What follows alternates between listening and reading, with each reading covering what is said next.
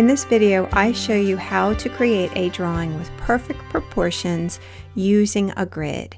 Now, a grid is a tool that artists sometimes use when they're working with a reference image that's a little bit more complicated than they're comfortable drawing freehand. In this example, my reference image is on my iPad, but you could certainly use a printed image as well. If you want to see how I got the grid on my iPad image, or how to quickly and easily draw a grid on your printed reference and your art paper, please check out the first video in the series. So when I'm using a grid to help me draw a sketch, I often start by evaluating the reference image, and that helps me to decide where to begin.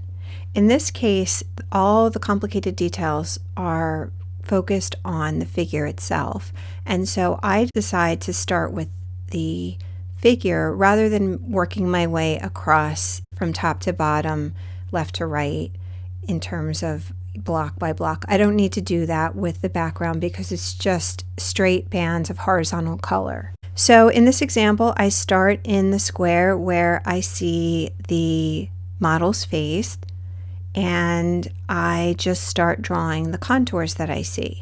Now, it's very important that, or very helpful, I should say, that when you're drawing this, to try to forget that you're drawing a specific body part or that you're drawing a specific object, because our brain will tend to dictate, how we think it should look.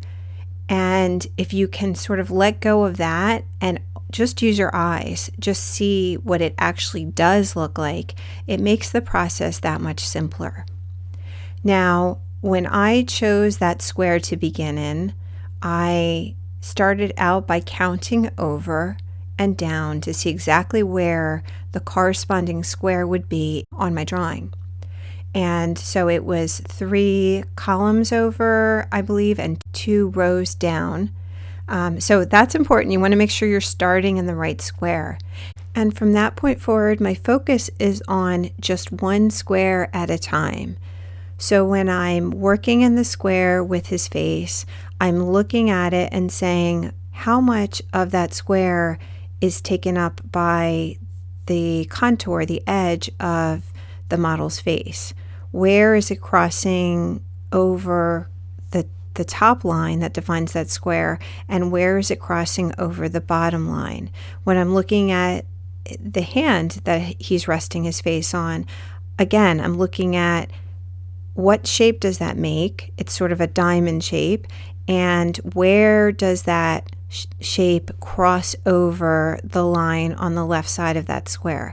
And it's all really relative and proportional, because a lot of times, most of the time, the square on your reference image is going to be completely different size than the square on the final piece, the piece that you're drawing on.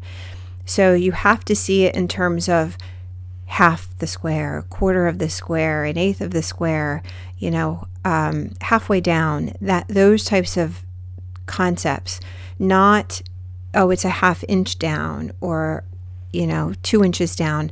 That's not really what we're doing here. We're transferring something that is proportional. So we're going from one square that normally is quite a bit smaller to another square that may be quite a bit larger, but overall the shapes within that square are going to be hitting the edges and the corners and filling out that space in the same way.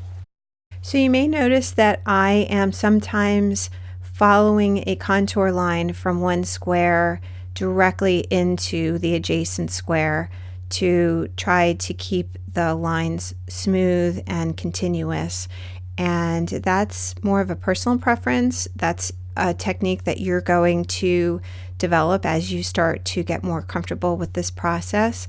Sometimes I will work completely. I'll finish one square at a time before I move on to the adjacent square. Sometimes I will go very methodically left to right, starting at the top, working my way down until I have all the squares sketched out.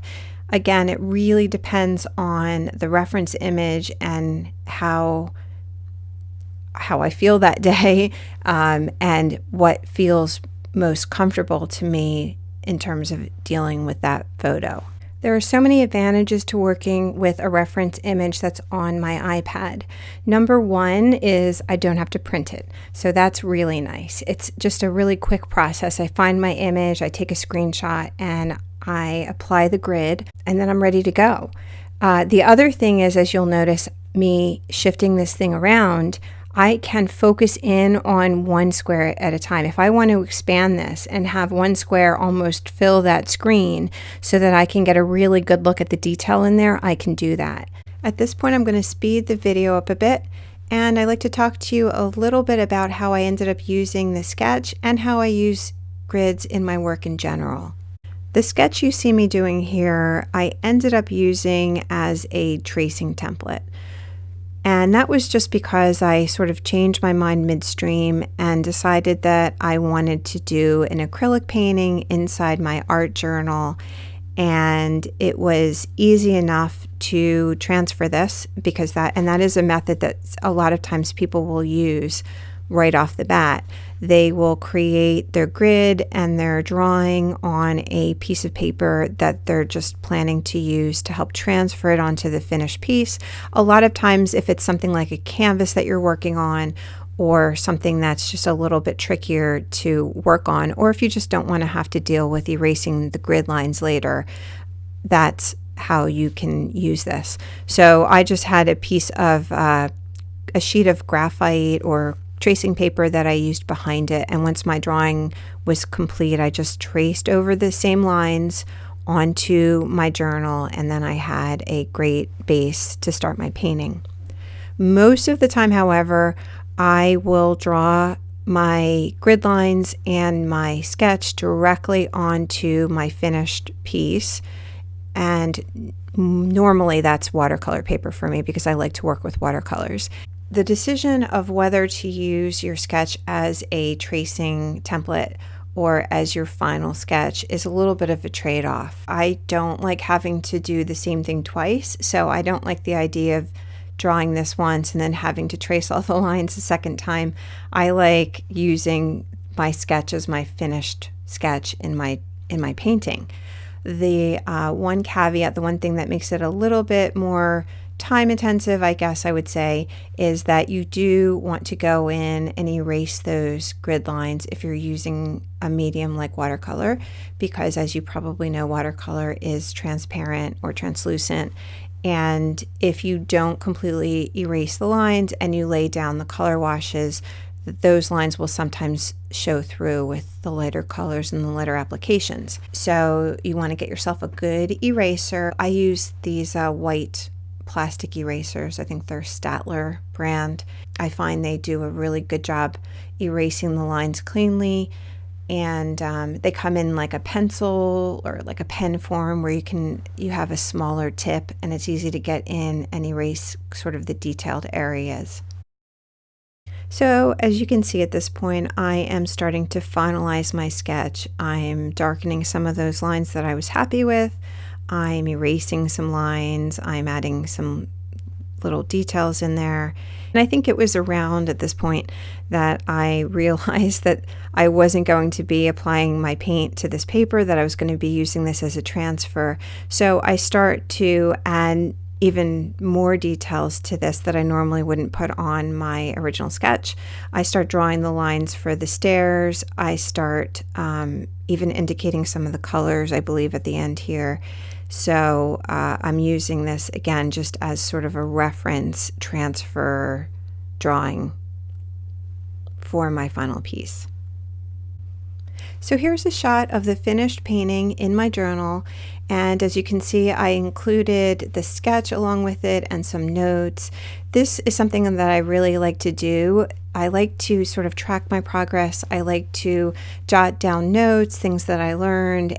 And for this particular painting, I did it as part of a 30-day art challenge that I'd signed up for. Here's a quick flip through of that journal as it was in progress. I had all my artwork from that challenge in one journal, and I love having my art in that format. I love the idea of being able to pull that off the shelf anytime I feel like flipping through it. And I feel like it's a perfect way for anyone who's trying to develop their art skills to contain their work and have a nice record of it. So I hope I've inspired you to try this technique and take on some more challenging drawing and painting projects.